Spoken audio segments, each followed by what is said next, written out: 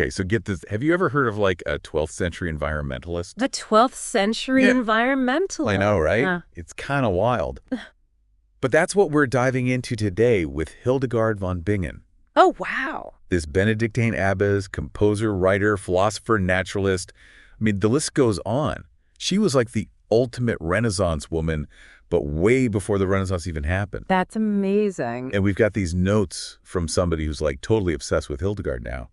And they're calling her the first environmentalist, Wow, the first environmentalist. which is a pretty bold claim, right? It is bold, but I am intrigued. I know, me too. Yeah. So that's what we're going to try and unpack today, like what makes Hildegard so special and how are her ideas like still relevant to us almost 1,000 years later? Yeah, because she was looking at the interconnectedness of life in a way that we're only starting to really get now. Exactly. Like she was ahead of her time in so many ways. And one of the things that really stood out in these notes is this concept of viriditas. Viriditas. Yeah, it's a word she used a lot. Okay. And the notes define it as the vital, life-giving force that permeates all of creation. Okay, I like that. The vital life-giving force. Right. It's not just about plants and trees being green. No, definitely not. It's so much bigger than that. So how would you explain viriditas?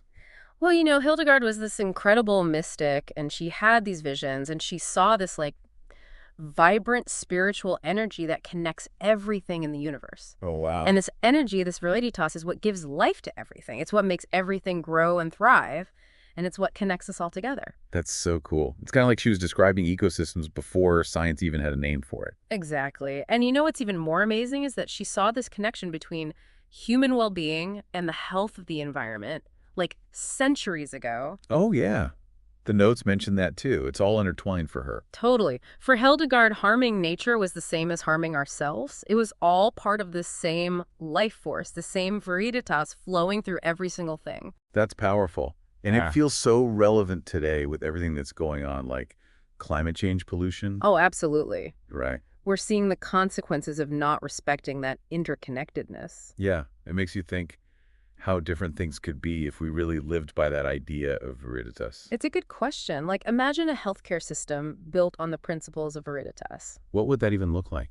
Well, maybe it would focus more on preventing illness in the first place by, living in harmony with natural cycles, understanding how our well-being is so deeply tied to the well-being of the planet. That's pretty radical. It is. It would be a huge shift from how we do things now.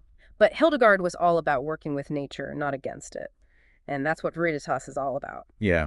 And speaking of working with nature, Hildegard was also a big believer in the power of plants for healing. Oh, absolutely. She was an amazing herbalist, and she wrote all about the medicinal properties of plants. So like using what the earth provides to restore balance. Exactly. It was like a way of honoring the earth and recognizing the wisdom that's inherent in nature. Which again totally connects back to viriditas. It's all about that interconnectedness. Right. And this respect for nature, this idea that we need to be stewards of the earth, is something she talked about centuries before it became mainstream. Yeah. It's like she was advocating for sustainability before we even had a word for it. Exactly. Hildegard was way ahead of the curve on that one. Yeah. She understood that we can't just keep exploiting the Earth's resources without consequences. There's also this really fascinating connection between spirituality and ecology in her work. It's not just about science. It's almost like she saw nature as sacred. Oh, totally. It's woven through everything she wrote.